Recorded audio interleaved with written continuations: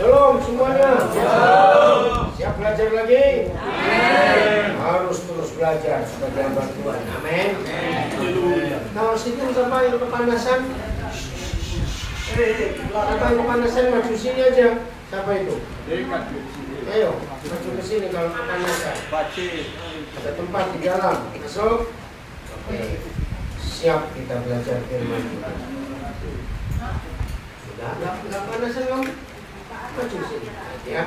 Yang di dalam sana bisa kelihatan ada tempat di sini. Jadi ibu tadi di sini mana? Ini nggak ada. Oh, ayo, ya. Siapa bisa memberikan saya definisi apa itu hamba Tuhan? Apa ini? Ada dua ya. Apa itu hamba Tuhan? Kedua, siapa itu hamba Tuhan? Ayo kita belajar supaya kita tahu apa itu hamba Tuhan dan siapa itu hamba Tuhan. Beda apa dan siapa. Satu dulu, apa itu hamba Tuhan? Pelaku firman, apalagi? Ayo kita bongkar. Yang menghambakan diri untuk melayani Tuhan. Yang menghambakan diri untuk melayani Tuhan. Pesuruhnya Tuhan. Pesuruhnya Tuhan. Dua lagi. Lulus. Melakukan perintah dan menjauhi larangannya.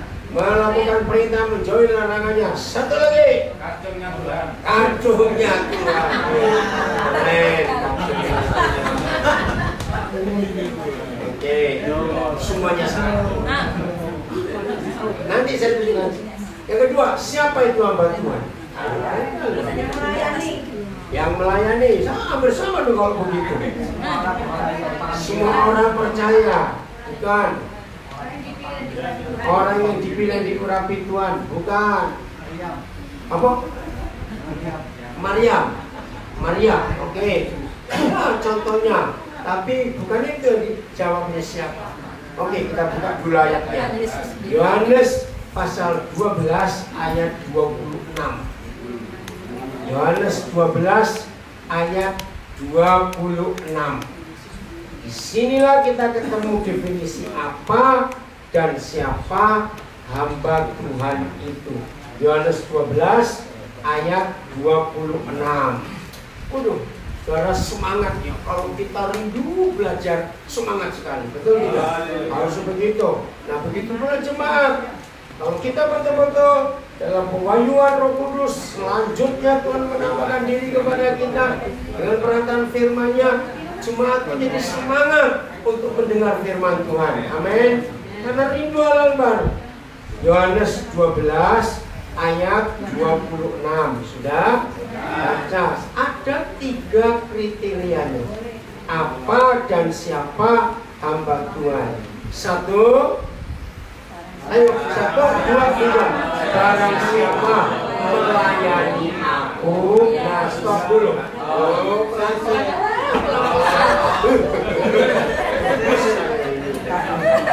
susu boleh saya arahnya. Saya bilang kalau ngajar itu satu gitu loh. Yo, ulangi lagi kalimat pertama dulu. 1, 2, 3. Tunggu dulu. Saudara dengar. Akunya bisa diganti. Bisa. Nah. Bisa. Oke, ini loh masalahnya. Barang siapa melayani aku, akunya belum tentu Tuhan Yesus ternyata. Oke, saya buktikan. Ada nggak hamba Tuhan pelayan organisasi? Ada. Wes.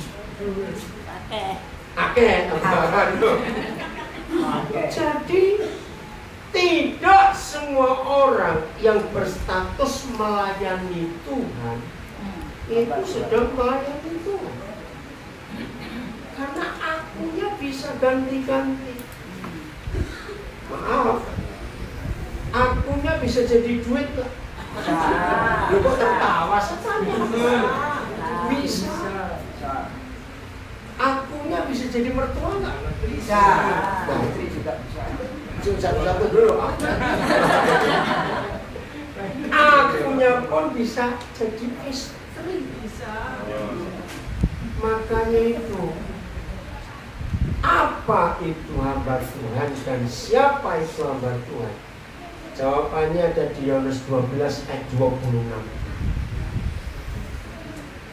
Barang siapa melayani aku, maka itu pagi-pagi kita bangun, karena kita hamba-hamba Tuhan. Langsung cek, aku melayani siapa hari ini? Bisa nggak sebagai hamba Tuhan kita melayani diri sendiri? Bisa. Sangat bisa. Saudara, maka itu terus dicek, terus tanya. Coba kita buka Matius 16 ayat 13. Matius 16 ayat 13. Ini harus kita pelajari dalam hidup kita sebagai hamba Tuhan. Matius 16 ayat 13. Ayo baca 1, 2, 3.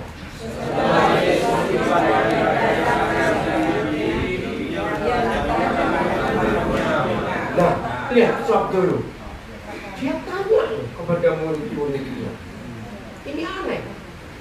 Nanti kita pelajari. Anehnya ini. Apa pertanyaannya? Kata orang, siapakah anak manusia itu? Ayo, kalau kita sudah jadi murid Tuhan Yesus, suatu hari di suatu tempat terus tanya kepada kita, menurut kamu, menurut kata orang, aku ini siapa? Jawabannya macam-macam. Yohanes Pembaptis, Yeremia, semua-semuanya. Oke, terus ayat 15 coba. Lalu Yesus bertanya kepada mereka. Nah, pertanyaan kedua. Tadi kata orang, aku siapa? Sekarang, siapakah aku ini menurut Anda? Saudara, ini hal yang aneh.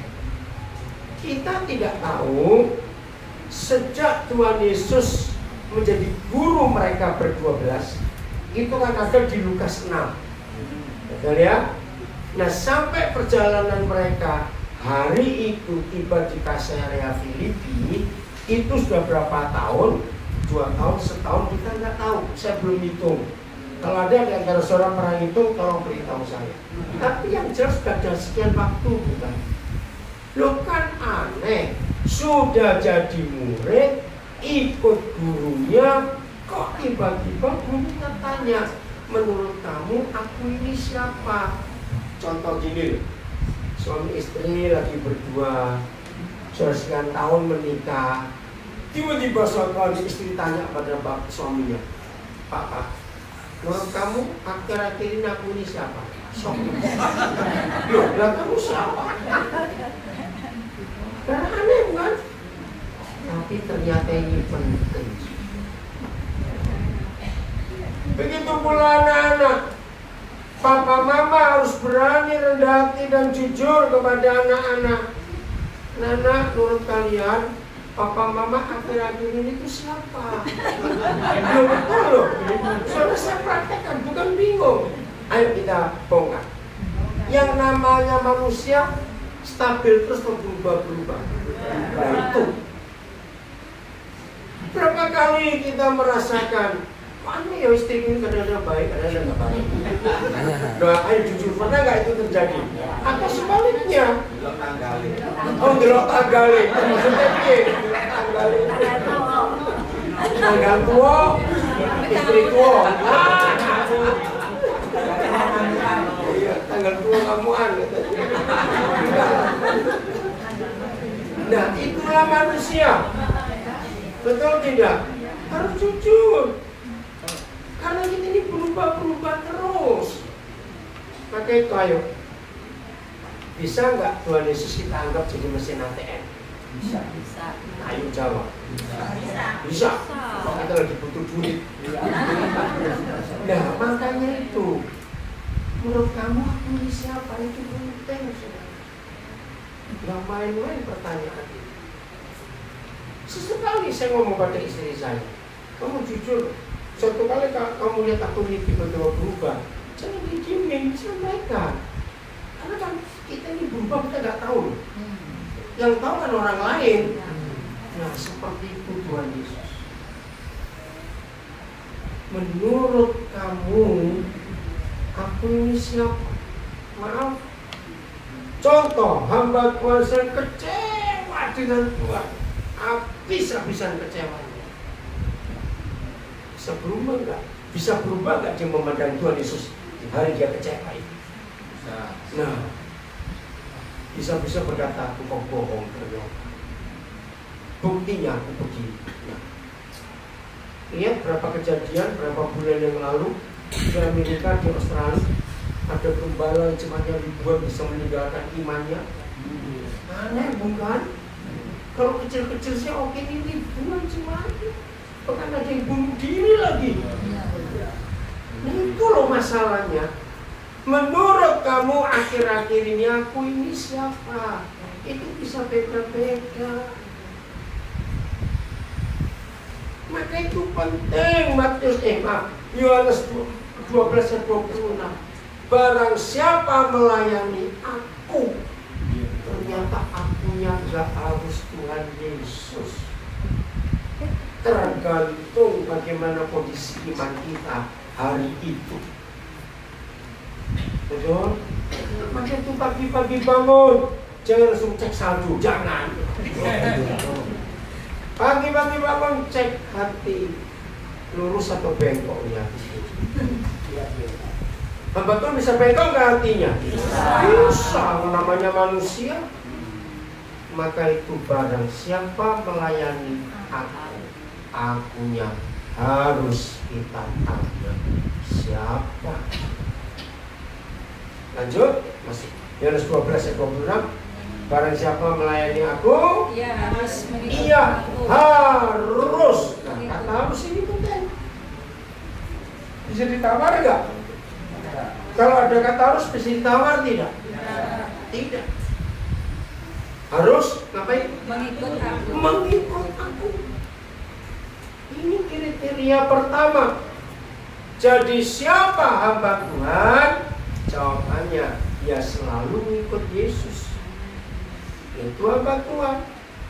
Apa hamba Tuhan? Gak punya siapa-siapa yang diikuti kecuali Tuhan Yesus. Maaf, jangan tersinggung. Ada gak hamba Tuhan suka pindah organisasi? Banyak kali. Alasan pindah organisasi yang paling tinggi karena jaminan. Cari gereja mana yang bisa lebih menjamin. Maaf, maka dia bukan hamba Tuhan yang mengikut Yesus. Betul tidak? Akunya berubah. Siapa yang bisa menjamin? Nah, ini yang kita harus pelajari, motivasi kita. Jadi saya ulang, barang siapa melayani Yesus, dia harus mengikut Yesus. Terus yang kedua, dan di mana Yesus berada, di situ pun pelayanku akan berada. Lagi sekali, maaf ini saya cuma ngomong, jangan tersinggung. Ada nggak suatu hari harus dipindahkan oleh organisasi ke sebuah tempat? Aduh, kering dan tandus. Ngerti kan maksud saya? Nah, biasanya cari alasan. Jangan disitulah om, kok bisa om, kalian aja om. Betul tidak? Ada nggak seperti itu? Nah, makanya itu.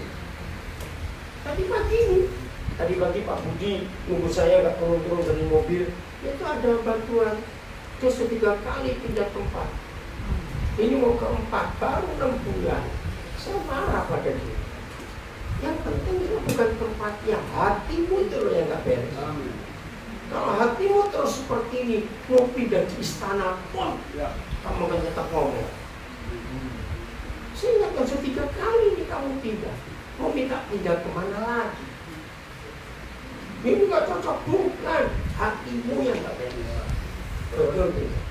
Ingat Yusuf. Betul. Di sumur enak enggak? Nggak enak. Nggak enak. Nyaman. Kumpul kodok. Tapi dia nikmati karena ada Tuhan di situ.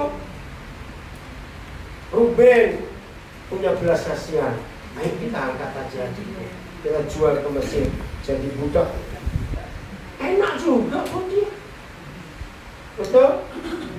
Terus di penjara pun enak karena dia adalah hamba Tuhan. Mengikut Tuhannya ada di mana, di situ oke. Jadi bukan karena tempatnya, bukan karena suasananya, karena hatinya. Maka itu sampaikan pada rekan-rekan kita yang hari ini nggak hadir. Hidupnya ngeluh terus. Ada nggak bakal ngeluh terus? Terus lo aja. Make. Ya karena hatinya. Betul, bukan karena tempatnya. Sudahlah pokoknya. Kalau kita hamba Tuhan, selalu ada di mana Yesus ada. Selesai. Bukan karena situasinya, tempatnya, ramainya, sepinya. Tidak. Maka itu konsep ini luar biasa.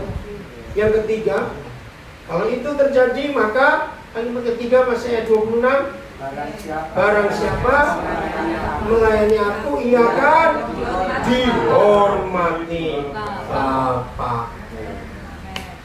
Ingat Samuel tadi? Maka taulah seluruh Israel dari Dan sampai Berseba. Kepada Samuel diberikan apa? Jabatan Nabi Tuhan. Karena dia ngikut Tuhan, ada di mana dia di situ. Coba renungkan. Apa bedanya dihormati ketua sinode dan dihormati Bapak? Beda tidak? Coba jawab. Bedanya di mana? Ayo. Kalau dihormati ketua sinode bagaimana? Kalau dihormati Bapak bagaimana? Penting ini kita tahu. Dihormati sinode di bumi. Nah, dihormati ketua sinode di bumi, kalau Bapak di surga. Oke, apa lagi? Ya, kalau dihormati ketua sinode dapat kedudukan. Ya, syukur-syukur bisa jadi mantu. Terus, kalau dihormati Bapak, nggak ketok, bukan. Ada kuasa Roh Kudus. Betul. Begini. Kalau kita melayani Tuhan dan kita ini hamba Tuhan yang benar, otomatis Bapa di surga menghormati kita. Dan lihat, kalau sampai kita dihormati Bapa, percayalah setan ora doyan genit ora gelit. Kok enggak amin? Amin. Betul toh? Setan mana berani jauhin kita, menyentuh kita kalau Bapak menghormati kita. Maka itu saya balik. Kalau sampai masih ada hamba Tuhan yang melayani katanya, tapi kok diikuti setan terus. Ada toh? Ada setan. Hati-hati setan. Jadinya kesetanan gitu. Awas loh saudara, jangan percaya ada orang berkata, panggil tante itu loh, suruh lihat rumahmu itu ada apanya. Ngawur aja. Alkitab tidak pernah menulis kita dapat karunia lihat setan. Tuhan itu belum tentu. Betul? Kok rajin lihat setan? Ngawur. Tolak roh itu penyesat. Rumah gak ada apa-apa selama ada Tuhan Yesus. Jangan panggil orang-orang seperti itu. Terus kemana-mana sudah ada beres. Nggak bisa begitu. Di mana ada terang, gelap nggak bisa nempel. Sampai orang itu ketempelan terus, kebisaannya dia. Serius saudara, jangan percaya. Digeli panggilan Tuhan punya karunia, sunat rumahmu kok nggak beres ya? Kok anakmu sakit-sakitan? Jangan-jangan rumahmu ada apa-apa? Kalau kita beres nggak ada apa-apa dalam hidup. Amin. Jadi hamba Tuhan itu apa dan siapa? Lihat hidupnya, siapa yang dia ikuti. Amin. Siapa yang dia ikuti? Ini penting. Nah, kalau sampai kita tahu siapa yang kita ikuti, maka setan nggak akan ikuti kok dong. Loh, betul? Masa mungkin setan bareng Tuhan Yesus? Loh, iya atau tidak? Nggak mungkin. Nah, maka itu hidup ini bagaimana?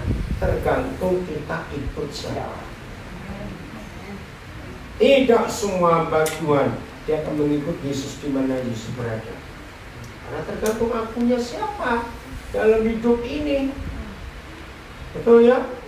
Ini harus sepele, tapi ini penting untuk terjadi dalam hidup kita. Kalau saya pakai patokan, masih ingat ada orang-orang anaknya Imam Sewa mengusir setan, rasukan setan, masih ingat nggak? Ya betul, masih ingat nggak kisahnya? Nah, ternyata begini, satu-satunya tanda Yesus itu ada di mulut kita saja atau sudah ada di hidup kita. Ayo rame-rame cari orang yang rasukan setan. Dulu on sopo sing diusir sopo. Ngerti nggak maksudnya? Ternyata setan itu paling tahu. Yesus ada di mulut kita atau sudah di hati kita, setan paling tahu. Maka juga kalau sampai kita ketemu orang kerasukan setan, kita ditinggal setannya ya. Lain ceritanya. Betul? Jadi yang penting Yesus ada di hidup kita. Wahyu 3 ayat 20. Lihat aku berdiri. Ya, lihat Wahyu 3 ayat 20. Ini penting sekali kita pelajari. Jangan main-main dengan hidup Tuhan Yesus. Siapa yang kita ikut? Wahyu 3 ayat 20 tentang gereja mana? Masa lupa? Laodikia. Oke. Masih ingat teguran Tuhan Yesus pada gereja Laodikia? Kamu kaya. Betul? Kegiatanmu banyak. Lu ya atau tidak? Aktivitas pelayanannya luar biasa. Tapi kamu miskin, buta, dan telanjang. Wih, kok gak enak, betul? Nah, ini rahasia. Maaf, bagi saudara yang masih menggunakan ayat Wahyu 3:20 untuk penginjilan, pertobat baru, mengundang Yesus masuk dalam hati, mulai hari ini jangan pakai ayat ini. Loh, Yesus masuk dalam hati bukan lewat Wahyu 3 ayat 20. Kenapa? Sebab Wahyu 3 ayat 20 Tuhan Yesus pulang ke rumahnya itu untuk orang Kristen, bukan untuk pertobat baru. Salah. Maka itu ada lagu mari masuk itu dari ayat itu. Tidak, itu salah. Ini Yesus pulang ke rumahnya, tapi dikunciin pintu. Belajar nggak? Loh, mikir nggak saudara? Oke, makanya belum banyak mikir, saya tunjuk. Kira-kira nggak perlu pintunya, kuncinya dibuka, yang namanya Tuhan Yesus bisa masuk. Bisa, dia Tuhan. Tapi dengar, ini rahasia yang banyak gereja belum tahu. Tuhan Yesus tidak pernah dobrak pintu hati. Betul? Kalau kita menahan dia tunggu di luar. Ini saya nangis untuk rahasia ada. Lihat, aku berdiri di muka pintu sambil mengetok. Ini kan aneh. Istilah anak-anak, sebelumnya buka kok pintu. Ya betul gak? Terbuka gak pintunya? Terbuka, dia maha kuasa. Tapi tidak. Maka itu area-area mana dalam hidup kita yang belum kita serahkan kepada Tuhan Yesus, jangan coba dia bisa mencampuri area itu. Serius. Orang yang selalu kesulitan masalah uang, berarti area keuangan masih milik orang itu. bukan milik Tuhan Yesus. Tolong catat. Jadi dia nggak akan masuk kalau nggak dibukain pintu. Satu kali.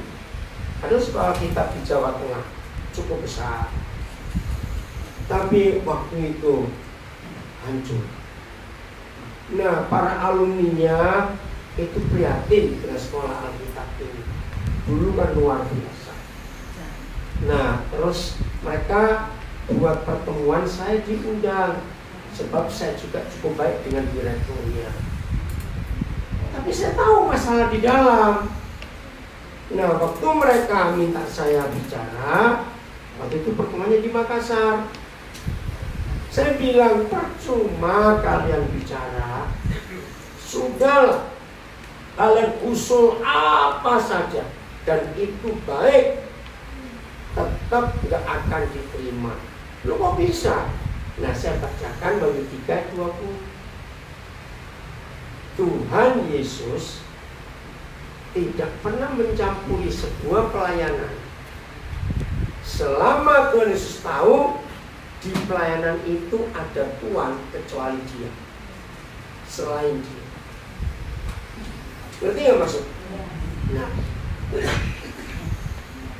lalu mereka tanya, nah terus bagaimana caranya menolong ini? Maaf, cuma ada satu di antara dua. Direkturnya bertobat, menyerahkan kembali kepada Tuhan Yesus. Dia cuma hamba di situ. Kalau dia nggak mau, ya tunggu dia mati. Karena Tuhan Yesus nggak pernah dobrak pintu. Ingat itu baik-baik mulai hari ini. Gereja boleh pakai gambar Yesus sebanyak-banyaknya. Belum tentu ada Yesusnya di dalam. Betul salah kalimatnya ini. Ada Yesus, itu cuma satu. Kalau Yesus jadi raja dan pemilik di sini. Amin. Cuma ini. Maaf. Ada atau tidak gereja bukan milik Tuhan, tapi milik mertua. Nah, saya tanya ini. Ada toh? Nah, itu masalahnya. Jadi selama ada pemiliknya yang bukan Tuhan, dia tetap ada di luar. Tunggu siapa ketok, dengan ketokan buka, Yesus baru masuk. Maka itu kalau ada orang Kristen, jemaat saudara ngeluh, Om, Tante, kami ini kurang apa? Doa pagi sudah, doa malam sudah, perpuluhan sudah, aktif sudah. Kok begini hidup kami? Kenapa kau nggak dengar doa kami? Bacakan ayat ini. Yesus itu jadi tuanmu atau jadi tamumu di rumah? Kalau Tuhan Yesus tetap jadi tamu, dia bukan Tuhan, maka akan banyak masalah terjadi di hidup kita. Dan kalau itu terjadi, Tuhan berkata, itu urusanmu, karena aku gak boleh mencampur. Ini loh ayat 22 luar biasa. Begitu pula suami istri, ribut terus, doakan sampai double lah besing doa lo. Ngerti maksudnya? Tapi kalau mereka dua tidak menjadikan Yesus itu Tuhan, ya mereka perang sendiri tiap hari. Betul? Mau didoakan bagaimana? Yang jadi Tuhan ya mereka sendiri. Istri nggak mau tunduk, suami karepe dhewe, minta Tuhan urusan. Udah semua bodoh. Enak aja, maaf ya kalau saya ngomong. Nah, betul tidak, saudara? Contoh anak muda, saya beritahu. Tahun 79, saya lupa. Saya pelayanan retreat anak-anak muda di Kalimantan Tengah. Di perjalanan. Waktu itu, saudara, harus naik perahu lewat 3 sungai dari Banjarbaru. Wow, masuk jauh sekali. Retreat anak muda, nggak ada listrik. Temanya Yesus itu Tuhan. Wah, saya ngomong cerita. Akhirnya ada seorang anak muda, pemuda. Wih, keren, rohani sekali. caranya bicara sampai situ gemes. Di pedalaman kok ada anak sepinter ini, listrik nggak ada, caranya bicara betul-betul seperti orang berpendidikan tinggi. Ngomong ya ginilah. Jadi apa yang saudara mau tanya? Apa? Ada satu yang saya tuh nggak berani cerahkan ini kepada Tuhan. Wih, dia ngomong lagi sampai dunia anak ini kok luar biasa. Apa itu yang kamu belum berani serahkan pada Tuhan? Jodoh. Kenapa? Ya karena bahasanya bagus sekali. Kenapa? Kok jodoh itu kamu nggak berani serahkan pada Tuhan? Kira jawabannya. Takut yang jelek. Dengar dulu. Saya jadi belas kasihan jadi jaga. Tapi saya jujur. Kalau kita belum menikah, boleh nggak punya pikiran seperti itu? Boleh. Ayo, nah itu masalahnya. Ternyata bukan cuma dia, kita juga begitu. Takut kasih yang jelek sama Tuhan. Saudara, ini contohnya. Berarti ada hal-hal tertentu yang saudara belum berani serahkan besar kepada Tuhan. Maka itu sedikit. Nah, hal-hal inilah yang menyebabkan barang siapa melayani akunya belum tentu Tuhan Yesus. Karena takut. Ngerti nggak mas? Tuhan, saya cuma doain ya Tuhan, jangan yang itu ya nah. Yaudah, Tuhan diam. Maka itu waktu saya belajar di 3:20 saya itu terharu sekali. Kok begitu rendah hatinya Tuhan ya, diusir ya keluar itu. Itu rumahnya loh, gereja loh, itu rumahnya. Itu kok bisa di luar pintu? Kok nggak marah-marah? Coba kita yang punya rumah diusir, buka. Buka, cepat buka. Asal nggak buka. Aku yang punya rumah kok. Dia enggak ngetok. Sopan sekali Tuhan. Maka itu yang masih sering kecewa dengan Tuhan, hari ini ketemu jawaban. Mungkin area itu kita belum taklukkan kepada Tuhan Yesus. Ini masih urusan.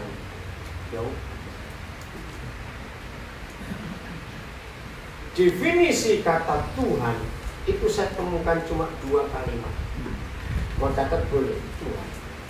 1, pemilik tunggal atas hidup. Kalau pemilik tunggal berarti nggak ada yang lain. 2, Tuhan itu penguasa mutlak atas hidup ini. Nah, apabila setan-setan tahu saudara dan saya sudah memposisikan Tuhan Yesus menjadi pemilik tunggal dan penguasa mutlak atas hidup kita, percayalah setan ora doyan demi orang dule. Setan gak suka dumit-dumit, anak-anaknya setan tuh gak bisa noel kita, nyentuh kita. Amin. Maka itu kalau sampai ada masih kesetanan, berarti Yesus belum jadi Tuhan di hidup kita. Ya betul tidak? Itu saja. Kalau gitu, mudah atau susah menjadikan dia Tuhan? Susah. Yesus sudah bergumul sampai keringat campur darah. Betul? Dalam hal ini bukan kehendakku, tapi kehendakmu. Itu sampai 3 kali ngomong yang sama, campur darah keringatnya. Yang adalah Tuhan sendiri berjuang melawan egonya, melawan keinginannya. Yesus itu apalagi model-model kita yang doyan duit begini. Loh, betul nggak? Boleh nggak saya ngomong seperti itu? Yang Tuhan aja sampai itu, apalagi kita, Tuhan Yesus. Jadi ini yang seringkali jadi masalah dalam hidup pelayanan kita, bukan karena setan-setan itu. Setannya di dalam sini. Belum betul tidak? Setannya itu di sini. Ini masalah. Contoh, masih sering nggak dengar? Ya saya ini jatuh dalam dosa gara-gara dia, gara-gara dia. Saya tuh suka marah itu gara-gara dia. Nah, ada nggak hamba Tuhan seperti itu? Ada. Obat. Banyak. Betul. Ayo kita belajar Markus 7 ayat 21.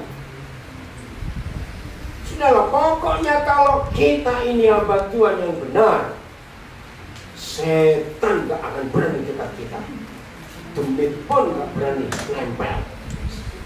Amin. Maka kalau sampai ada apa-apa, kita setannya juga saja. Markus 7, 21. 1, 2, 3. Sebab dari dalam dari hati orang timbul segala Ya, stop. Sebab dari dalam, dari hati orang. Ayat 20-nya. 1, 2, 3. Katanya lagi,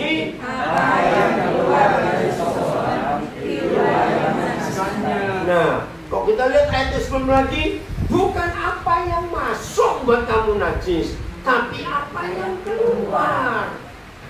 Jadi Tuhan Yesus itu meyakinkan kita ini salah bukan karena yang dari luar, dari dalam ini yang belum beres. 21 lagi sekali. 1, 2, 3.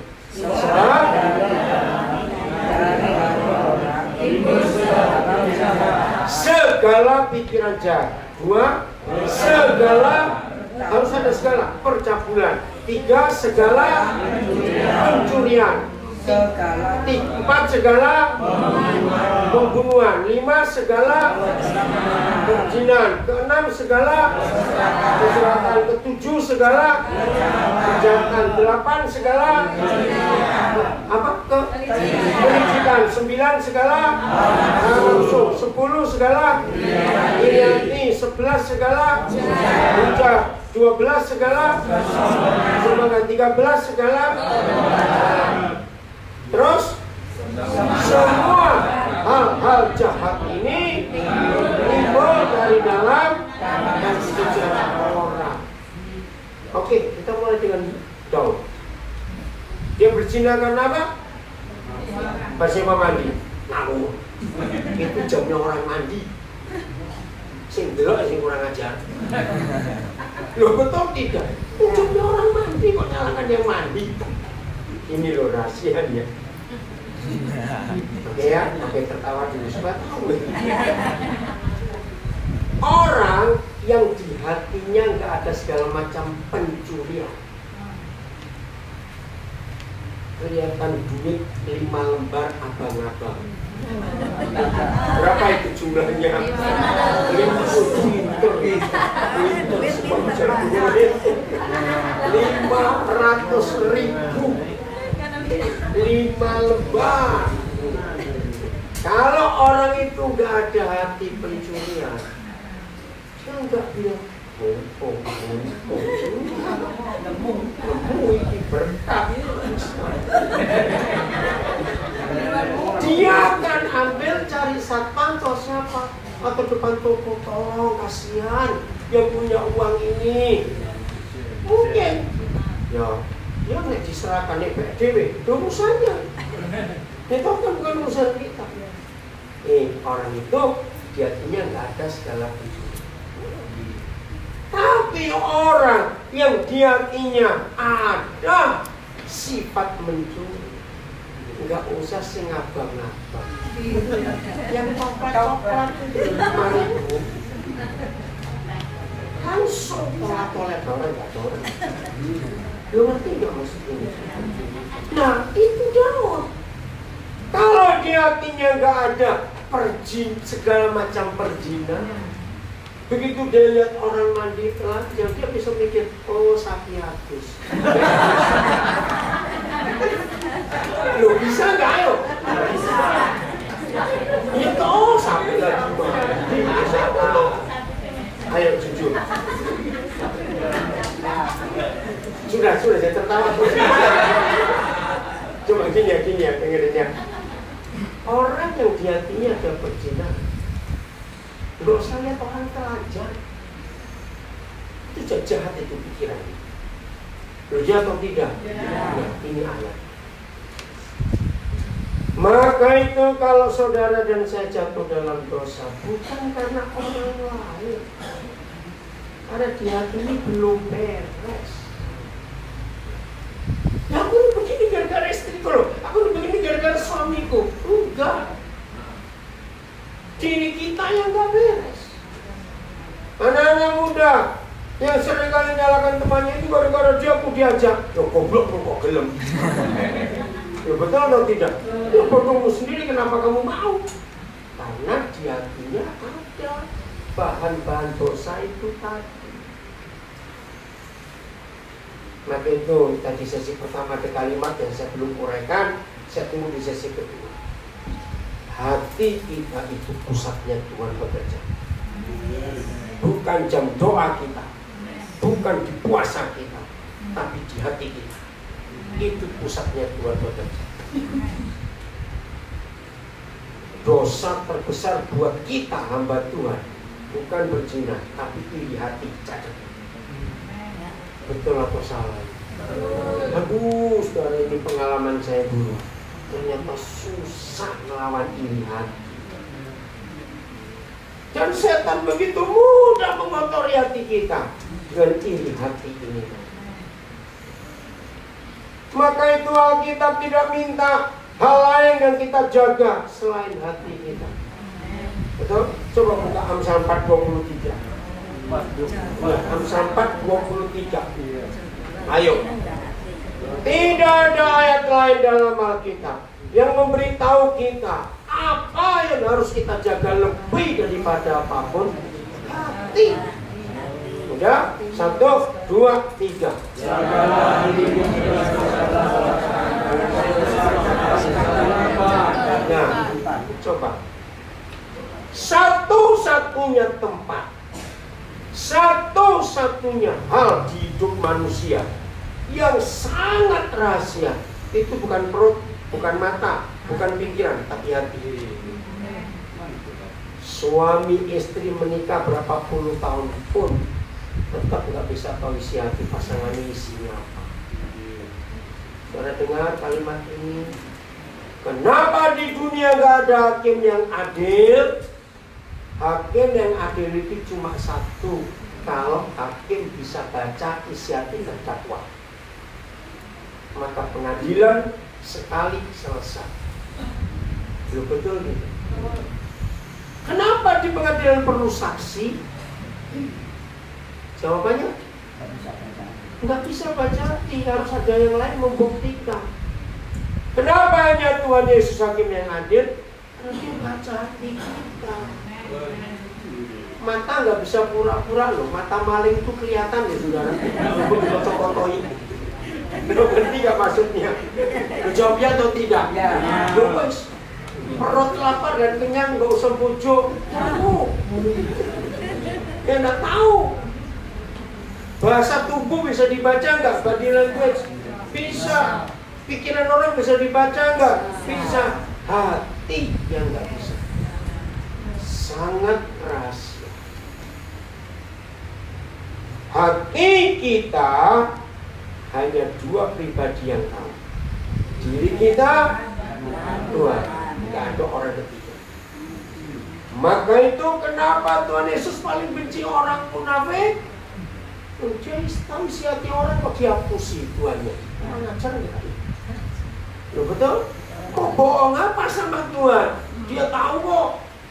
Maka itu dia paling benci orang munafik. Dia lebih bisa kumpul orang berdosa. Catat ini. Ini rahasia hati, ini luar biasa. Mereka itu jujur. Itu Wahyu 3:20. Sejauh mana kita memberi kesempatan Tuhan masuk di hidup kita, sejauh sebatas itu Tuhan bekerja. Misalnya dalamnya hati kita 20 meter misalnya. Ternyata 17 meter yang Tuhan hadir, tinggal 3 meter kita belum serahkan. Bisa masuk yang 3 meter Tuhan Yesus? Nggak bisa. Nggak bisa kita tahan kok. Dia tunggu kita buka yang 3 meter itu, baru dia bisa masuk. Maka untuk Alkitab ini luar biasa. Kita lihat Yeremia 17 ayat yang ke-9. Yeremia 17 ayat yang ke-9. Ayo, pulang dari sini. Jangan munafik di hadapan Tuhan. Jangan munafik di hadapan sesama saudara kita. Jangan jaim-jaim. Tahu jaim ya? Banyak nggak pendeta jaim? Banyak. Ngapain jaim? Tuhan tahu. Apalagi ada beberapa rekan saya pendeta, saya ini tegur dia, kok nggak mau berubah? Begitu naik mimbar suara sudah berubah. Ngapain sih kamu itu? Kok suara kok gede-gede nongki? Udah? Baca 1, 2, 3.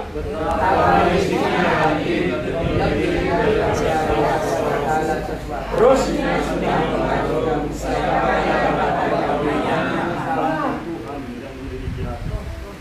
cepetan Pak, baru 9 waktu 10.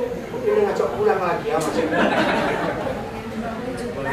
Betapa liciknya hati, lebih licik dari yang paling licik. Itu terjemahan yang betul. Ngeri sih. Siapa yang bisa mengetahuinya? Jadi hidup yang penuh kepalsuan, penipuan dan ketidakjujuran adalah hati kita. Betul? Sakit nggak kita kalau ada orang pura-pura? Apalagi Tuhan. Nah, hati. Jaga itu. Satu kali saya ngajar sekolah minggu dengan ayat itu. Ada seorang anak, Om, kalau gitu apa Om? Artinya lebih licik dari paling licik. Aduh, apa itu? Saya nggak pernah kepikir. Atau bersih jawab. Belut kecemplung oli. Ayo, belut kecemplung oli.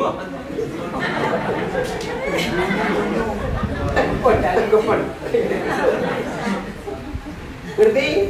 Lah itu hati manusia. Liciknya luar biasa. Maka itu hati-hati dengan hati. Jelas ya?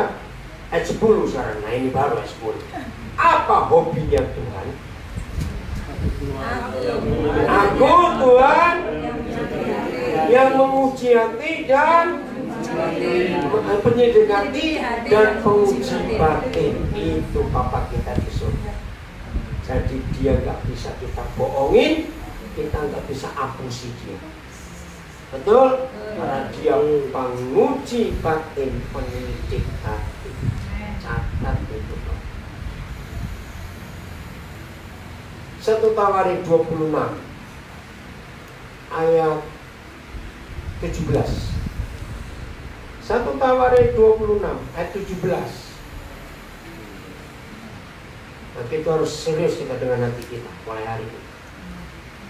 1 Tawarik 26 ayat 17. Nyanyian Daud ini sebelum dia meninggal, sebelum dia menyerahkan bangunan bait suci ke tangan anaknya Salomo, dia nyanyi keren sekali. Sudah? 1, 2, 3. Oh, keliru. 26 ayat 17. Coba saya pinjam Alkitabnya dulu. Bukan. 1 Tawarik 1 Tawarik 2 mungkin 2 Tawarik. 26. Coba saya pinjam Alkitab buku. Maaf, saya salah. Tunggu ya. Terima kasih Pak. Sebentar ya. 2 Tawarik. Bukan, 1 Tawarik ini masih raja-raja kok. Iya, doa syukur doa berapa? 17:26. Oh, Kebalik. oh kebalik ya. Oh ya, maaf. Terima kasih. Kebalik 1 Tawarik 17. 17 ayat 26. Betul ya? Kan Tawarik akhir itu. Tunggu. 1 Tawarik sebentar ya. Oh 29 ayat 17. Oh maaf. maaf. 1 Tawarik 29 ayat 17. Ampuni saya. Ya, 1 Tawarik 29 ayat 17. 1, 2, 3. Aku tahu. Nah, ini dia penguji hati terus berkenan kepada keikhlasan. Terus, nah, cukup sampai di situ. Ini loh Tuhan kita. Dia penguji batin, saudara. Dia tahu, maka itu kita jangan main-main dengan dia. Nah, di dalam bahasa Jawa lagi sekali ada kata blokosuto. Tahu kalimat itu? Kenapa Jokowi jadi hebat dibanding presiden yang lain? Sebab Jokowi ini blokosuto, luar dalam sama, transparan. Di dalam transparan tidak ada gelap yang bisa sembunyi. Di dalam keterbukaan hanya ada terang. Ini serius. Maaf, kita hamba Tuhan jangan cuma baik waktu di gereja. Setuju? Baiklah di hidup setiap hari, di mana saja. Termasuk di rumah juga. Jangan ada beda antara di kota dan tidak. Jangan. Harus sama semuanya. Karena Tuhan ingin kita terbuka, tulus, lokosuto, tembus panjang. Oh, ini yang Tuhan cari, hati dan mulut kita sama. Itu kejernihan yang Tuhan cari. Serius. Di depan jemaat gak usah pura-pura, enggak, biasa saja. Biar mereka menilai kita sendiri. Betul? Ini penting untuk hidup ini. Maka kalau kita hidup seperti ini, waduh, pemakaian Tuhan dahsyat atas hidup ini. Karena gak ada kepalsuan. Enggak bersandiwara. Apa adanya. Gak usah takut. Ini anak saya jadi saksi. Kalau istri saya nggak ikut, contoh dalam pelayanan, maka saya akan bicara kepada gereja yang undang saya. Nanti saya nginepnya di mana? Di rumah jemaat atau di hotel? Kalau rumah jemaat, saya nggak perlu cari teman. Kalau di hotel, saya akan tanya, kamarnya untuk berapa orang? Untuk 2, Pak. Oke. Tolong carikan saya 1 anak muda yang bisa menemani saya. Panitianya.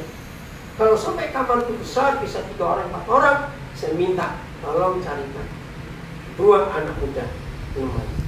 Mereka pasti tanya, loh, Bapak kan belum kenal. Enggak apa-apa. Pokoknya dia orang, jangan orang-orang yang saya takut. Jadi saya ini bisa tidur dengan orang saya tidak kenal pun enggak apa-apa. Kenapa? Saya ingin orang itu pun melihat cara hidup saya. Bagaimana cara saya gosok gigi, bagaimana cara saya lipat baju, bagaimana cara saya baca Alkitab atau berdoa, biar orang lihat. Saya nggak mau dikenal orang hanya waktu saya pelayanan. Tidak. Ini Taufik, ini Muhammad Taufik. Dia sampai saya masih Muhammad Taufik. Saya nggak ganti nama anak saya. Bisa tidur sama saya, nginep, ikut. Nggak apa-apa saya. Jelas ya?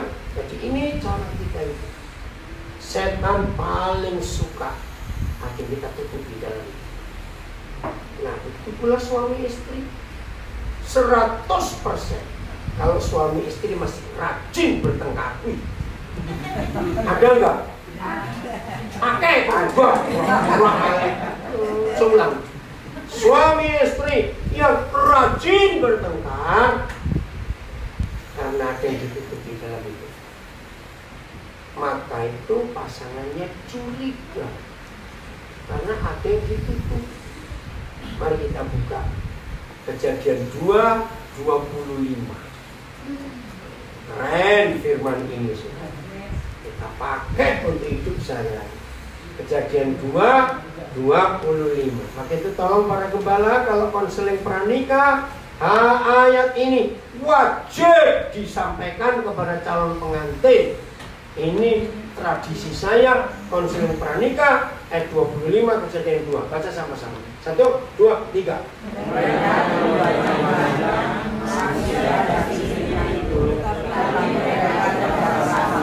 Pertama saya belajar itu saya tertawa ngekal. Saya bilang, Papa, nggak perlu ditulis, bikin penual kitab. Semua orang di dunia tahu kalau Adam dan Hawa itu doblejet, betul, telanjang bulat. Sebab zaman itu belum ada pabrik tekstil. Belum ya atau tidak? Tapi kenapa ditulis mereka telanjang? Ini rahasia. Suami di depan istrinya harus terbuka, nggak ada selai benang pun boleh nempel. Begitu pula istri di depan suami, bloko suto. Begitu suami nutupi sesuatu, begitu istri nutupi sesuatu, yang satu pasti jadi curiga. Jangan-jangan, mungkin ujian, karena ditutupi, dan itu setan. Suami istri tidak boleh jumlah uangnya di bank yang berbeda, jumlahnya didelik-delik di atas.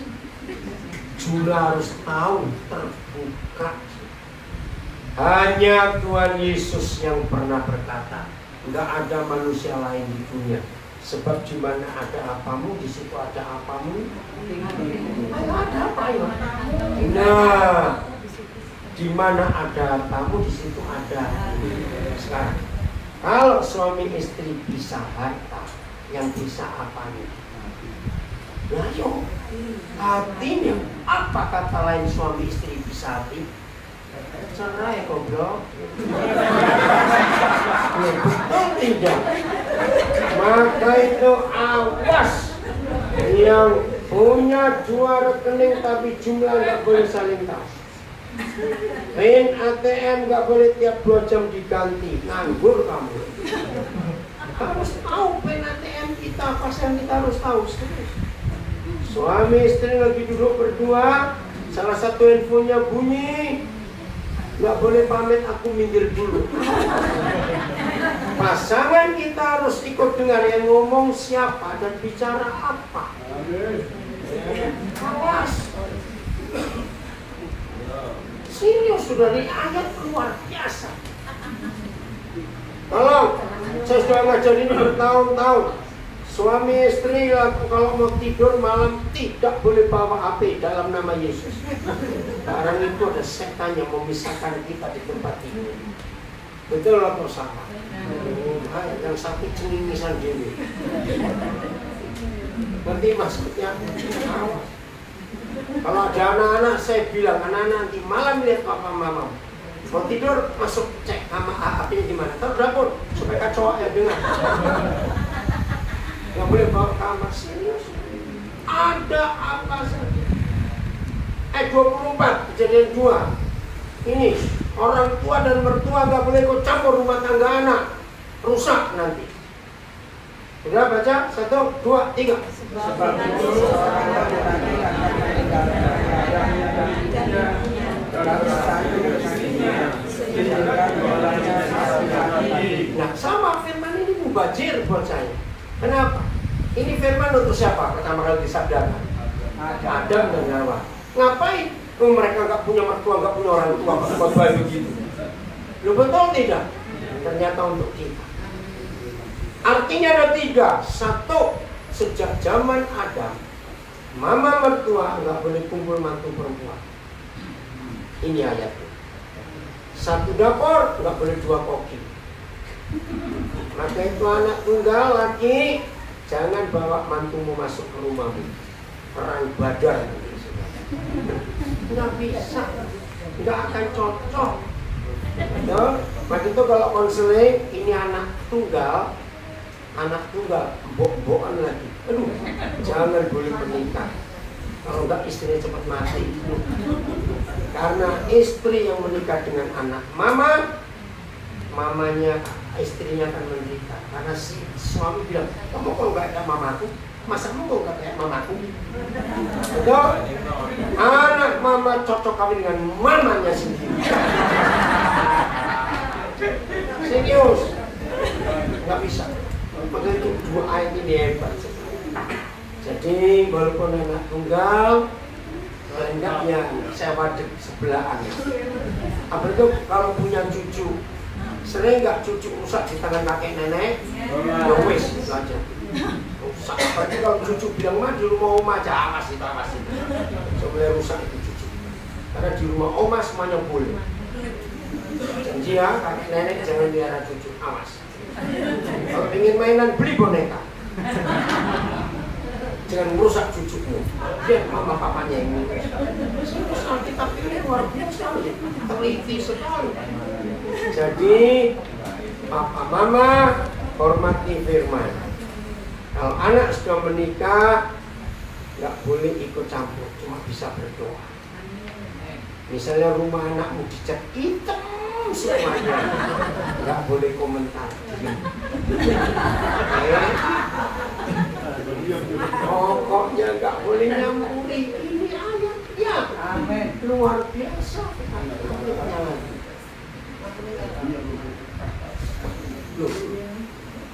Jelas ya? Hebat Alkitab. Makanya kalau kita lihat Alkitab yang teliti mulai. Jadi suami istri terbuka ya. Belum kok nggak ada rahasia, semuanya tahu. Jelas? Bagian terakhir kita melihat. Habis. Udah ganti Ya. Bagian terakhir. Keluaran 33 ayat 17. Ini hidup Musa luar biasa. Hidup Musa ini luar biasa. Keluaran 33 ayat 17. Ayo kita pulang dari sini, kita mengalami pengalaman Musa yang luar biasa. Ya, 1, 2, 3. Berfirmanlah Yahweh. Apa? Pada Musa terus juga hal yang akan melakukan. Stop. Karena kalau cuma baca begitu aja saudara nggak akan ketemu rahasia. Saya beri pertanyaan. Berfirmanlah Yahweh Tuhan kepada Musa. Musa, juga hal yang telah kau katakan ini akan kulakukan. Pertanyaannya, jadi antara Tuhan dengan Musa, Musa dengan Tuhan, siapa yang nuruti siapa? Lah yo, siapa nuruti siapa? Kok Musa? Tuhan. Nah, ayo baca baik. Yang salah jawab. Tuhan nuruti Musa. Syok saya. Masuk. Keluaran 33 ayat 17. Masuk akal nggak sih Tuhan nurutin manusia? Tidak. Siapa kita? Tapi hari ini saya ingin tunjukkan rahasia. Musa tidak berdoa, cuma ngomong. Saudara serius. Berapa kali kita doa Tuhan nggak jawab? Ini cuma ngomong. Juga hal yang telah kau katakan akan kulakukan. Kita belajar begitu. Jadi menurut ayat ini, Tuhan itu menganggap Musa bisa salah ngomong atau tidak? Tidak.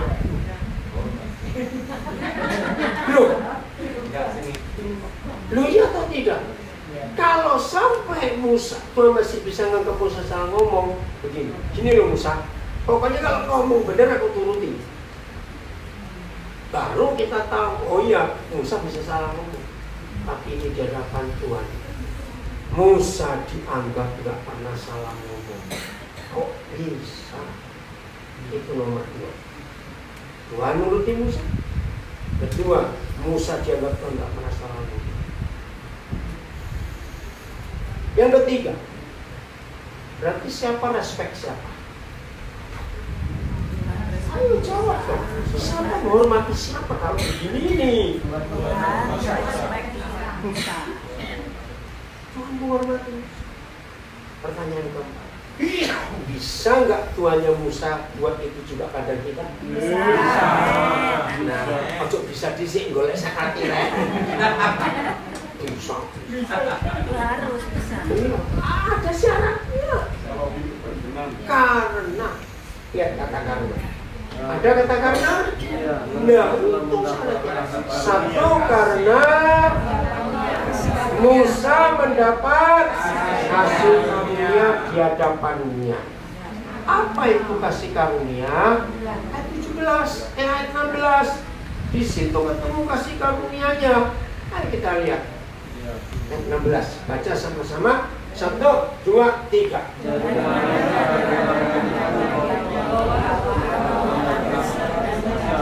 Pelan-pelan, saya nggak dengar saudara ngomong. Ulangi, bagaimana?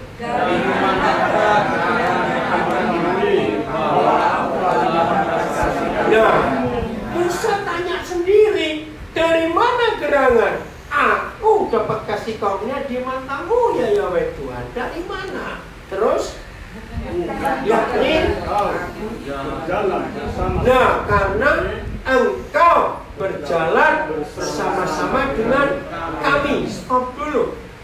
Apa bedanya kami berjalan bersama Tuhan dengan Tuhan berjalan bersama kami? Beda atau sama? Beda. Mana lebih akurat? Mana lebih kuat? Maaf ya saudara, semua kita pasti sering bicara, oh Tuhan menyertai aku, oh Tuhan menyertai aku. Itu semua orang yang begitu. Tapi kalau Tuhan yang bicara, aku menyertai kamu, ini beda. Kira-kira kapan Tuhan akan bicara itu kepada kita? Enggak tentu loh saudara, betul? Boleh kita ngomong berkali-kali, oh terima kasih Tuhan kau menyertai aku, terima kasih kau menyertai aku. Tapi tunggu dia ngomong, ya aku menyertai kamu.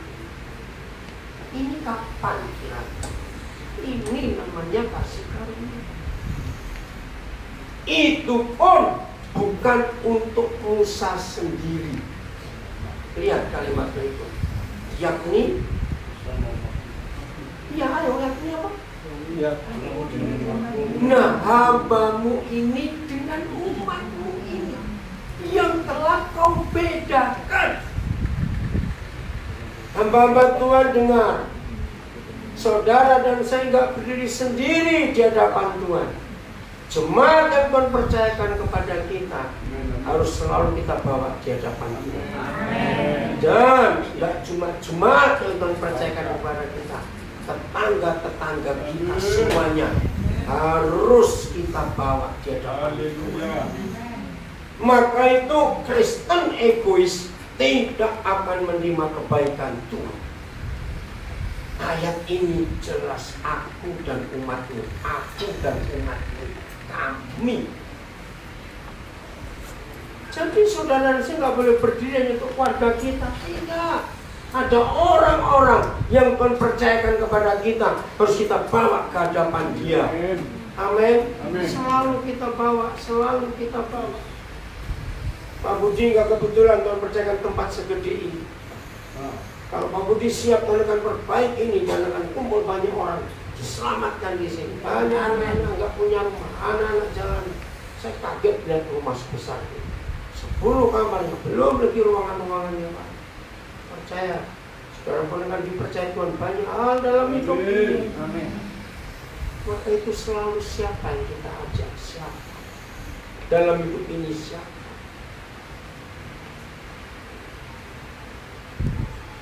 Ini yang kita harus tahu. Kaminya siapa? Aku dengan siapa? Dalam hidup ini penting sekali. Dan itu sungguh luar biasa. Yang pertama, jadi Tuhan yang berjalan bersama kita, bukan kita berjalan bersama Tuhan. Dan Tuhan membedakan itu. Yang kedua, karena apa? Kembali ayat 17. Kalimat terakhir ayat 17. Karena aku mengenal engkau. pasti berkata, oh aku kenal Tuhan. Tapi belum tentu dia kenal kita. Maka itu tunggu. Kondisikan hati kita sedemikian rupa. Sampai suatu hari nanti dia berkata, cukup aku kenal kamu sekarang. Amin. Ini rahasianya. Maka itu siapa hamba Tuhan? Apa hamba Tuhan? Yang selalu mengikut Yesus, bukan yang lain. Dan Tuhan kenal kita masing-masing. Bukan cuma kita yang kenal Tuhan, tapi Tuhan yang kenal kita. Beda sekali. Ayat terakhir, Yohanes 2 23-24 dulu. Yohanes 2 23-24. Ayo kita lihat. Yohanes 2 ayat 23 dan 24. 1, 2, 3. Dan saya Yerusalem selama hari Paskah, banyak orang percaya namanya. Stop. Nah ini. Senang nggak mendengar kata banyak orang percaya dalam namanya? Enggak. Karena ada banyak orang percaya motivasinya karena apa itu? Karena mereka lihat mujizatnya. Ini yang Tuhan gak suka. Maka itu gereja Tuhan, jangan khotbah mujizat, itu bahaya. Mujizat hanya terjadi untuk orang yang belum bertobat. Buat murid-murid Yesus, apa lawan katanya mujizat? Proses. Contoh. Lagu kalau aku berdoa mujizat nyata, itu bukan untuk kita, itu untuk mereka. Maka itu bukti. Siapa yang masih ingat zaman dulu sering ada KKR kesembuhan ilahi, baik pendeta lokal maupun luar negeri, yang sering disembuhkan yang percaya yang belum. Ya sudah, itu jawaban. Yang Kristen tidak boleh harap mujizat, tunggu proses. Karena kalau kita percaya Yesus karena tanda-tanda, percaya kita cetek, tahu dangkal, nggak mendalam. Ya semuanya percaya ada mujizat, makan gratis setiap hari. Bukan itu. Iya loh. Ingat Filipi 1:29, kepada kita dikaruniakan bukan cuma percaya, tapi menderita untuk Dia. Jangan lupa. Maka itu Yesus gak suka kalau ada orang percaya karena mujizatnya. Lihat ayat 23, ayat 24. Tetapi Yesus tidak mempercayakan dirinya kepada mereka sebab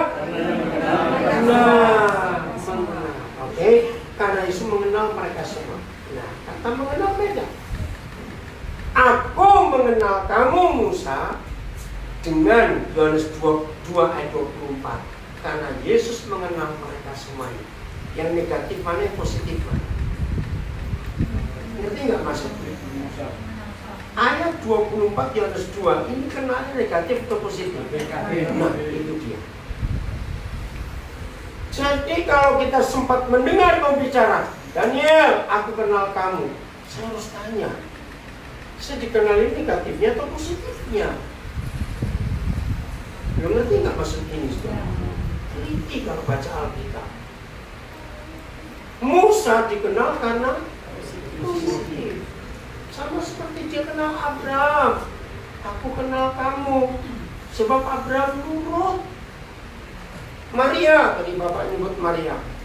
Kenapa Maria dikenal? Karena nurutnya itu loh. Coba renungkan begini. Kalau hari itu Tuhan coba kita gini, berkata gini pada Gabriel, malah besok kamu turun ke dunia, cari gadis yang mau hamil sebelum nikah. Nggak nyebut Maria. Kira-kira Gabriel perlu berapa tahun bolak-balik. Hei, gadis-gadis siapa mau hamil sebelum nikah? Siapa mau?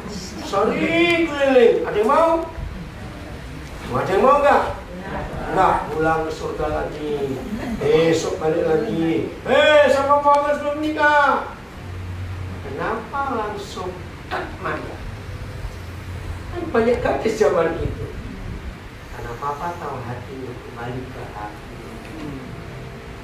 Maka itu hari ini saudara dan saya dikenal Tuhan di hati ini sebagai apa?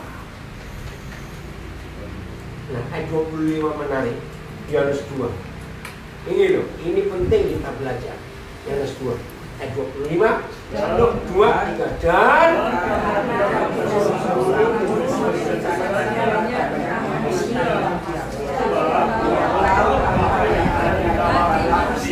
ya, kalau saya pakai bahasa Surabaya, kapok mukapan.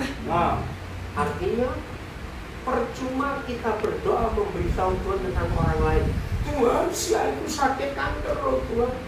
Tuhan jawab aku stroke. Dan betul nggak aku satu kesehatan, kenapa kamu beritahu aku? Tujuannya kamu beritahu, ayo. Nah, suruh menyembuhkan. Itu salah. Dengar, perintahnya sembuhkan orang sakit atau doakan orang sakit. Perintah. Sembuhkan, doakan. Kok bocor kita? Pergilah kamu sembuhkan orang sakit.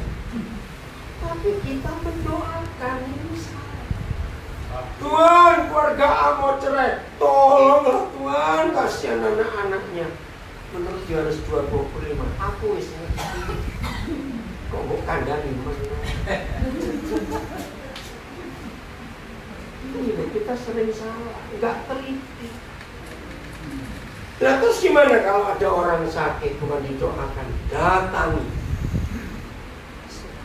periksa cuan pemindera sopor. Berarti kalau mulutnya rakus minta sembuh dasmu kono. Ya betul nggak? Alkitab ini satu-satunya buku yang pernah menulis ini nggak boleh dimakan. Cuma yang dilarang makan kok enak semua. Ya apa tidak? Ya. Supaya kita tuh hadir gitu. Jadi kalau mulutnya rakus jangan minta sembuh, goblok. Mulut rakus minta sehat. Nah, kalau mulut rakus nggak mau bertobat, suruh siap dimati, mati. Loh, berarti yang kedua, ajari hatinya gembira, ampuni, jangan stres, jangan dendam, ini hati. Ya, maka itu orang gila, gak sakit-sakit. Lu bener loh saudara, itu orang gila. Vitamin opus yang dimakan kan. Sekarang hatinya gembira terus. Maka itu yang sering kena kanker laki atau perempuan. Nah, karena perempuan itu makhluk halus, mendung jeruk, semua disimpan. Ini buat penyakit. Laki-laki lebih dablek daripada perempuan masalahnya. Jadi Alkitab ini bisa dipakai untuk semua hal dalam hidup. Itu cara kita menyembuhkan orang sakit. Amin. Walaupun bukan dokter tetap bisa. Jadi mulai hari ini jangan suka memberitahu Tuhan. Tuhan aku mau pergi ya Tuhan. Bisa ngerti aku. Semua dikasih tahu itu loh ngapain. Tuhan anakku mau ujian Tuhan. Terus gimana? Ya doanya bukan doa. Nasihatnya anak kita belajar. Kalau mau pergi, yang penting di rumah jangan banyak barang berharga, plastik kabeh. Sehingga kalau kau lupa ngunci nggak takut kemalingan, plastik. Biasanya yang takut mau pergi, minta Tuhan tolong jaga, pasti hartanya banyak. Itu sudah repot. Lupa minta keselamatan di jalan. Pasti selamat asal hati-hati. Loh betul tidak? Doa sampai doble. Nyetir ngantuk. Loh gue selamat bagaimana? Perlindungan. Ya sudah dilindungi kalau hidupnya benar. Ojo ngebut. Jangan main HP sambil nyetir. Pasti selamat. Benar. Nyetir main HP minta perlindungan gundulmu kono. Enak aja. Lo betul nggak ingatku?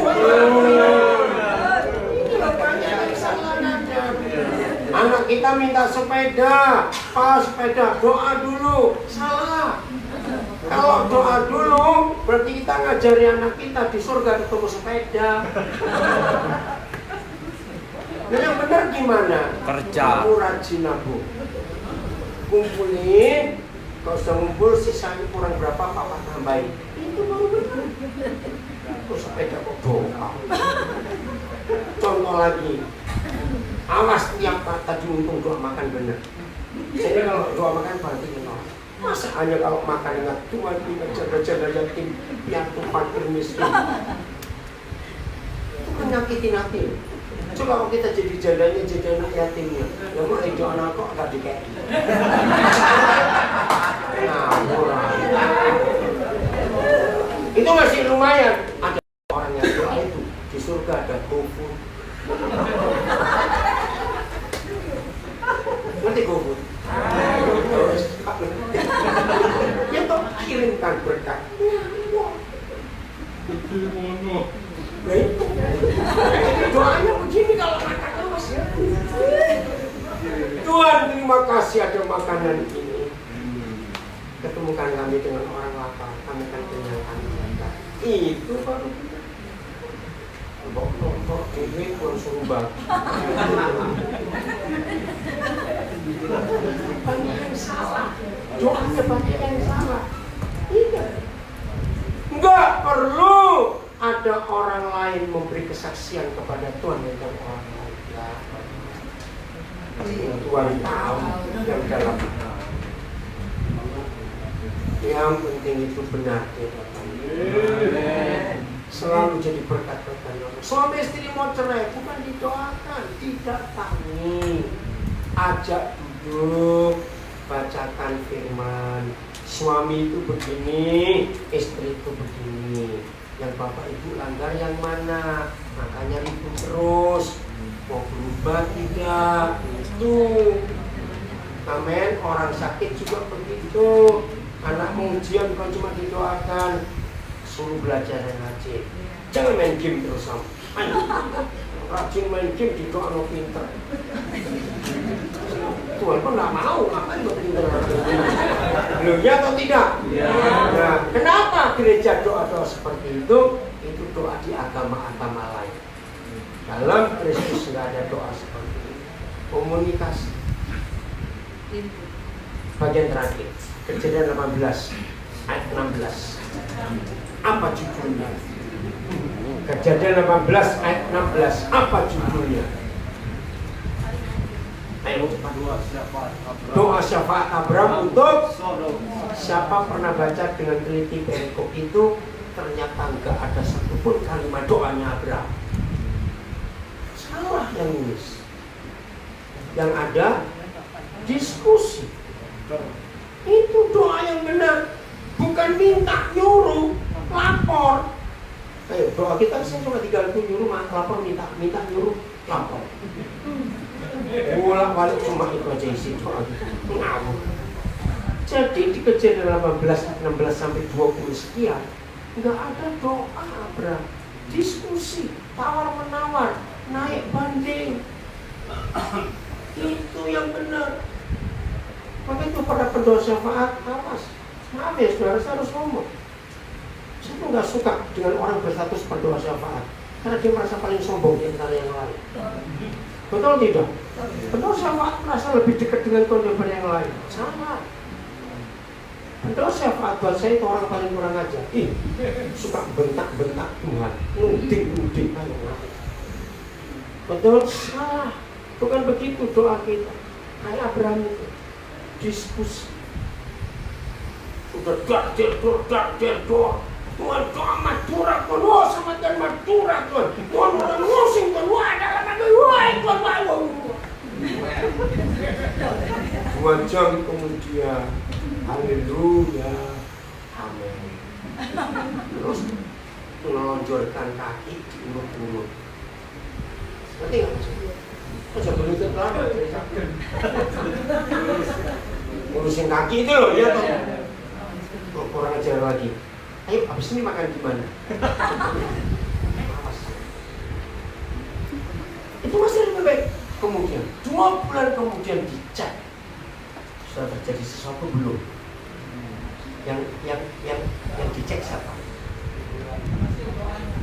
Ya bukan maksud doanya. Bukan. Yang dicek siapa? Saldonya. Yo, nggak ngerti, dengar. Yang dicek Tuhan sudah kerja apa belum? Loh, serius saudara, yang dicek itu Tuhan. Loh, kok kan belum apa-apa? Ayo kita doa lagi. Disuruh lagi.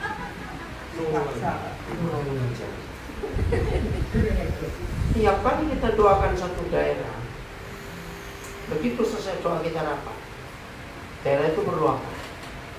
Siapa yang diutus duluan? Siapa tinggal di sana? Ayo buat sesuatu. Itu baru berdoa sama Allah. Bukan dar-dar-jor nyuruh Tuhan untuk bengok-bengok, bentak-bentak, perintah-perintah Tuhan. 2 bulan dicek kok nggak kerja apa-apa, perintah lagi. Maaf, harus berubah. Doanya seperti Abraham, diskusi, naik banding, bagaimana kalau sekian, kalau sekian bagaimana, harus buat apa lagi. Belajarin nanti dalam Kejadian 18 nggak ada satu pun kalimat doa, nggak ada. Diskusi. Kiranya Tuhan memberkati kita semua. Firman yang luar biasa. Amin. Mari kita mengambil Tuhan. Wih, 1 jam setengah nggak rasa. Masih kurang, Pak. Masih kurang, aduh. Iya. Ayo kita berdoa. Ajariku mengerti hatimu, memahami pikiranmu. Ajariku ikuti rencanamu, melakukan kehendakmu. Ajariku mengerti hatimu, memahami pikiranmu. Ajariku ikuti rencanamu, melakukan kehendakmu. Saudara, ini doa yang luar biasa. Kita nggak minta kaya, nggak minta urapan, nggak minta macam-macam. Hanya minta supaya kita bisa memahami hati Tuhan, mengerti pikiran Tuhan, maka kita menjadi hamba Tuhan yang berkenan. Saya minta 2-3 orang berdoa bergantian. Silakan.